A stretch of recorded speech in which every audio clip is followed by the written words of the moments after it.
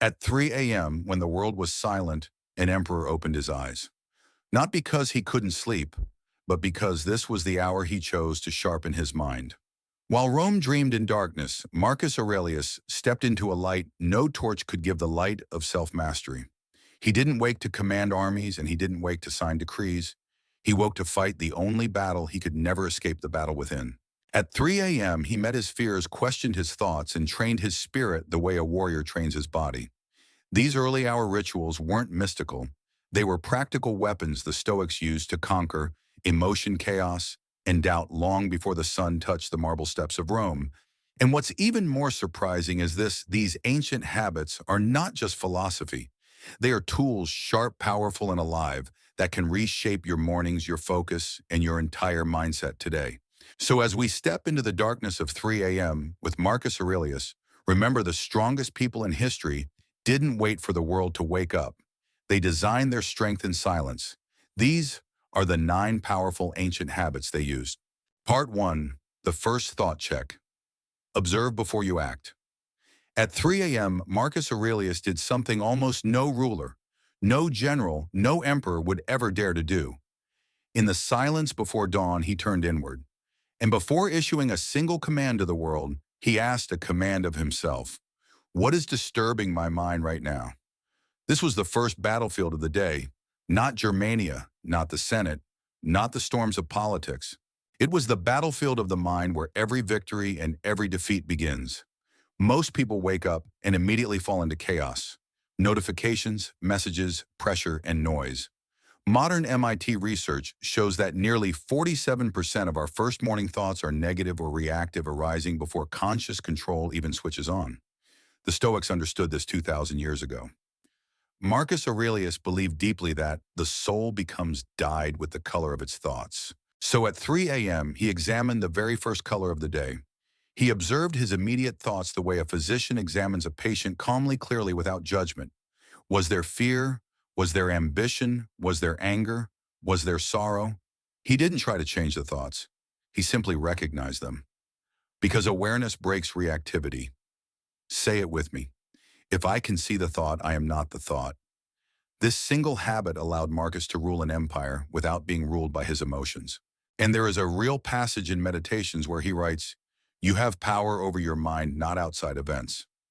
Realize this, and you will find strength. Scholars believe this line was written after a morning filled with frustration, where he recovered control by observing the thought instead of obeying it. And this habit is not just philosophy, it is practical. Tomorrow morning, before you grab your phone, before the world reaches into your mind, pause for just 10 seconds and ask yourself, what is my first thought? Is it fear? Is it urgency? Is it comparison?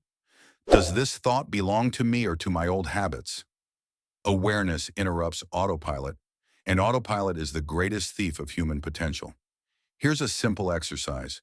When you wake up tomorrow, sit up slowly, take one calm breath, observe your first thought. Label it with one word: fear, desire, anger, noise, or calm. And then say to yourself, I choose my next thought. Repeat this for 7 mornings. You will be shocked by the clarity that emerges. And yet, Marcus did not stop with awareness, because to him, early morning was not just a moment to observe the mind, it was a moment to empty it. So picture this now: at 3 a.m., in the soft glow of a single candle, Marcus Aurelius reaches for a small leather journal.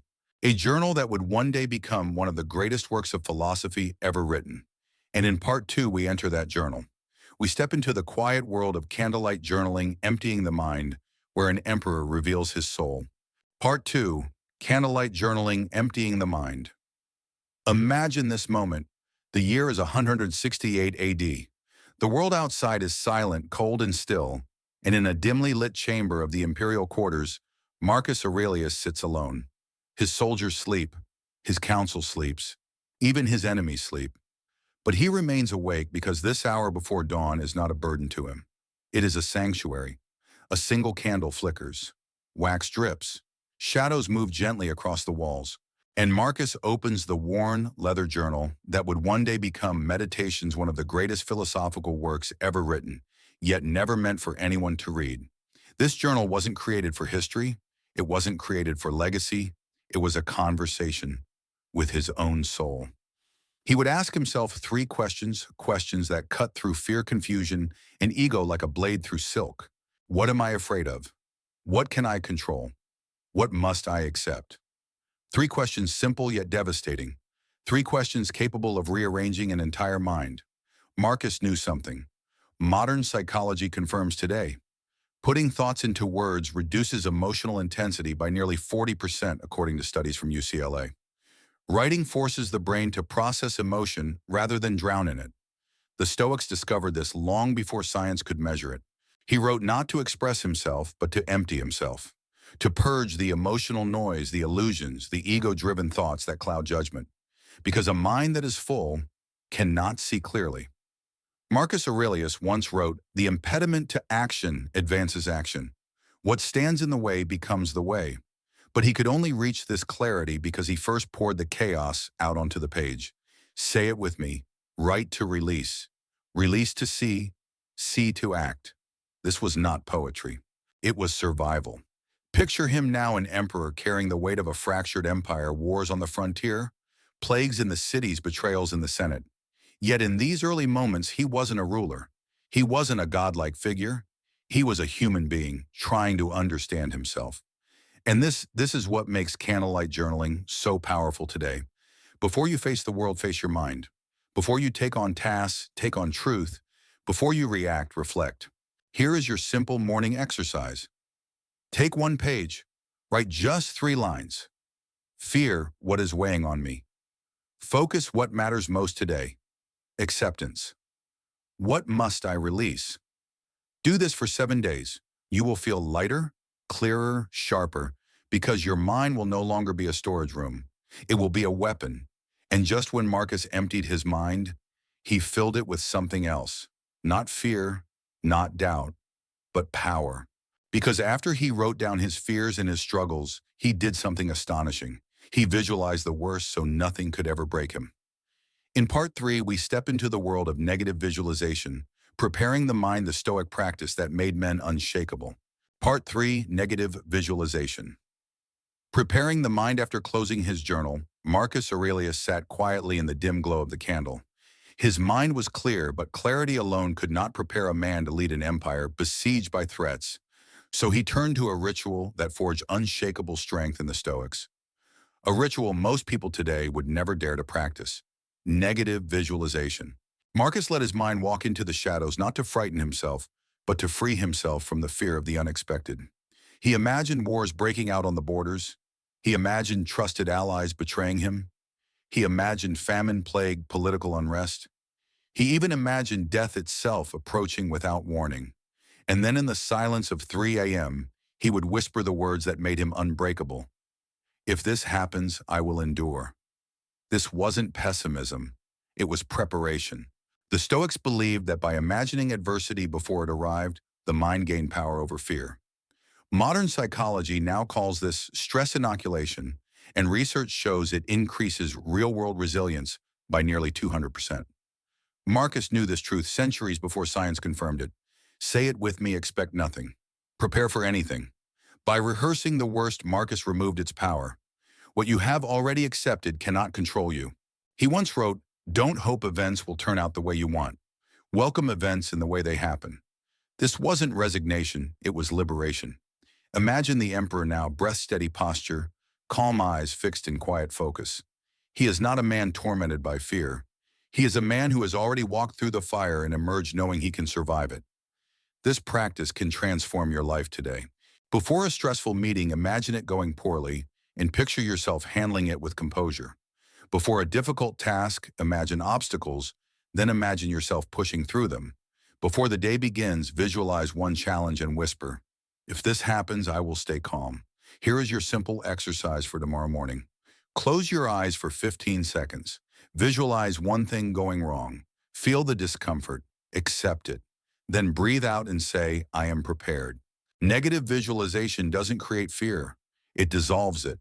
And once Marcus strengthened his mind through imagined adversity, he moved to strengthen his inner stability through something even simpler, his breath. Part 4, Cold Stillness Ritual, breathing into control after preparing his mind for adversity. Marcus Aurelius stepped into a deeper kind of strength, one that didn't come from thought, but from breath, because even the sharpest mind collapses when the body's trembling. So before dawn, Marcus practiced the ritual the Stoics called cold stillness. Picture this moment. The air at 3 a.m. is icy. The stone floor beneath his feet is cold enough to sting. But he stands there willingly barefoot, motionless, letting the chill pull him fully into the present. Then he breathes, slowly, deliberately, as if anchoring his soul to the ground beneath him. In for 4 seconds, out for 6. This simple pattern, repeated with complete awareness, transforms the nervous system. Modern neuroscience confirms that lengthening the exhale activates the parasympathetic response, reducing anxiety and calming the brain's stress circuits. But Marcus didn't need a study to know this. He felt it. In Meditations, he wrote, "The nearer a man is to a calm mind, the closer he is to strength." Say it with me. Calm is a weapon. With every exhale, he released tension. With every inhale, he gathered clarity. This wasn't meditation as modern people imagine it. It was preparation for war, uncertainty, leadership responsibility. Marcus understood that if his breath remained steady, his judgment remained steady. And if his judgment remained steady, nothing, not war, not betrayal, not chaos, could unbalance him. Imagine the emperor, now eyes closed, shoulders relaxed, breath smooth and controlled. In that moment, he is not reacting to the world, he is shaping the state from which he will face it. And this ritual works today just as powerfully. Psychologists at Stanford found that even 60 seconds of slow breathing can reduce cortisol spikes by nearly 20%. Elite athletes use it. Special forces use it. Leaders use it. Marcus used it long before any of them. Here is your exercise for tomorrow morning. Before you touch your phone, before you speak, before you step into the day, stand still. Inhale for 4, exhale for 6. Do this 10 times. Breath 1 wakes you. Breath 5 centers you. Breath 10 prepares you for the world. Now breathe with me once. Inhale, exhale, and remember, he who masters his breath masters his mind. And once Marcus controlled his breath, he turned to the question that shaped the rest of his day, not what he would do, but who he would choose to be. Part 5, the virtue lens, choosing who to be today. After steadying his breath and anchoring his mind in calm, Marcus Aurelius performed a ritual that most people today never even consider. He chose who he would be before choosing what he would do.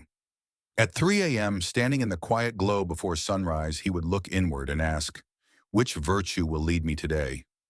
Not goals, not desires, not emotions, but virtues, the timeless moral compass of the Stoics: courage, temperance, justice, wisdom, 4 pillars strong enough to carry an empire and gentle enough to shape a single human day.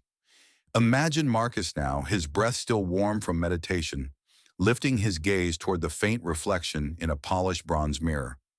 The emperor looks tired, war leadership, famine crisis, but there is determination in his eyes. He whispers, "Today I choose courage," or "Today I choose justice," because a day guided by virtue cannot be wasted. Modern psychology now calls this identity priming. Studies show that when people choose a desired identity first, their actions become 230% more consistent with that identity. Marcus understood this long before science measured it. Say it with me, identity before action. If he chose courage, he faced conflict without hesitation. If he chose temperance, he controlled his impulses. If he chose justice, he acted fairly no matter the pressure. If he chose wisdom, he paused before reacting. Suddenly, decisions became simpler, challenges became clearer, and emotions lost their power to mislead. Marcus wrote in Meditations, "Just that you do the right thing. The rest does not matter." This wasn't moral perfection. It was direction, something most modern people lose the moment they wake up. But not Marcus. He stepped into every day with a chosen compass. Here is your exercise for tomorrow morning. Before you open your phone, before you check your schedule, choose one virtue for the day. Write it down. Whisper it. Let it shape your posture, your tone, your responses. One word can reshape your entire day. Now take one breath with me. Inhale, exhale, And remember, you become what you choose. But after choosing who he would be, Marcus faced a truth most people avoid, a reminder sharper than any sword, yet purer than any wisdom: life is not guaranteed. And so he turned to the Stoic ritual that awakened urgency in his soul. Part 6, the Memento Mori reminder. Live urgently. After choosing the virtue that would guide his day, Marcus Aurelius turned to the ritual that even seasoned warriors found unsettling, a ritual the Stoics believed was essential for living with clarity and purpose. Memento Mori. Remember, you must die. Not as a dark omen, not as fear, but as focus. Picture Marcus now standing in a dim corridor of the palace, feeling the faint rhythm of his heartbeat beneath his palm.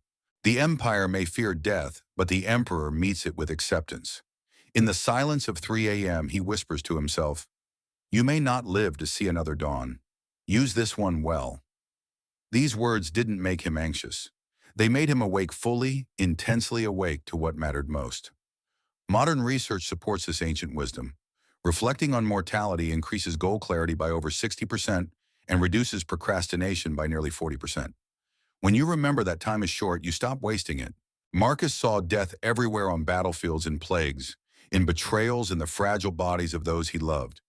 But instead of running from it, he learned from it. He wrote in Meditations, "Do not act as if you were destined to live forever." And he lived by that line every morning. Say it with me: urgency creates clarity. Memento Mori isn't meant to create fear, it is meant to strip away the trivial. Suddenly, small annoyances lose their power. Arguments feel unworthy. Distractions fade. Only what matters remains. Imagine Marcus stepping into the morning with the awareness that life is fragile, that this day is not guaranteed, that this sunrise could be the last he ever sees. How would you live if you carried the same awareness? Here is your exercise for tomorrow morning. Before doing anything, pause and ask yourself, if today were my last day, how would I behave? Write down one thing you would stop doing and one thing you would start doing. Do this 5 mornings in a row. Your priorities will transform. Now inhale once, exhale slowly, and remember, Memento Mori is not about death. It is about living fully. And after awakening urgency in his soul, Marcus turned to strengthen the vessel that carried that soul, his body. Because the Stoics believed that physical discipline sharpened mental strength. Part 7, Body Discipline, a warrior's morning preparation. After awakening urgency with Memento Mori, Marcus Aurelius turned toward the one battlefield he could strengthen with deliberate action: his body. Because the Stoics believed something modern science now confirms: a disciplined body creates a disciplined mind. Movement activates the brain's executive centers, sharpening focus and increasing emotional stability by nearly 30%, according to Harvard research. Marcus didn't need statistics. He lived through war, plague, famine, betrayal. He understood that a weak body weakens judgment, while a strong body fortifies the soul. So at 3 a.m., while Rome still slept, Marcus stepped into the courtyard behind the palace. The air was cold. The stones chilled his feet. But he embraced the discomfort, because discomfort was his teacher. He began with slow, controlled motions, stretching the spine, loosening the shoulders, grounding himself in the weight of his own breath. Then came strength, pushes, holds, and movements that demanded presence rather than perfection. He wasn't training for vanity. He wasn't training for admiration. He was training for endurance: endurance of leadership, endurance of chaos, endurance of life. Marcus wrote in Meditations, "What injures the hive injures the bee." What injures the bee injures the hive. He believed his physical weakness would damage not just himself but Rome. So he trained not as an emperor but as a servant of duty. Say it with me: movement creates momentum. Imagine Marcus now, breath warm in the cold air, muscles alive, posture tall with renewed strength. These few minutes of movement sharpened him more than hours of rest could. Because discipline is not measured in intensity, but in consistency. And this ritual holds immense power today. 5 minutes of morning movement increases alertness, reduces stress, and boosts motivation for the next 12 hours, according to neuroscience studies. You don't need armor. You don't need a courtyard. You don't need a palace. You need 5 minutes. Here is your Stoic exercise for tomorrow morning. Before touching your phone, before speaking, before checking notifications, move your body. 10 squats, 10 push-ups, a plank, stretching, breathing, any combination, 5 minutes, not for your muscles but for your mind. Now pause with me, inhale, exhale, and remember, the body trains the spirit. But Marcus didn't train his body just to feel strong. He trained it to serve something even greater duty. Part 8, Purpose Alignment, Returning to Duty. After sharpening his body and steadying his mind, Marcus Aurelius turned to the ritual that guided every decision he made, a ritual that separated great leaders from ordinary men. He asked himself one question: what is my duty today? Not what he wanted, not what he felt like doing, but what he was responsible for. For the Stoics, duty was sacred. It grounded the mind-aligned intention and stripped away distractions. While others chased comfort, Marcus chased purpose. Picture him now standing in the cold morning light, cloak resting on his shoulders, the empire waiting beneath the horizon. He reviews quietly the responsibilities ahead: justice to uphold, truth to speak, suffering to ease, decisions to make with clarity and fairness. He whispers a reminder to himself: waste no more time arguing what a good man should be. Be one. Modern psychology confirms the power of purpose. Studies show that people with clear daily intentions experience lower stress, stronger resilience, and nearly 30% higher fulfillment. Purpose doesn't just guide action, it stabilizes emotion. Say it with me: purpose before preference. Here is your Stoic exercise for tomorrow morning.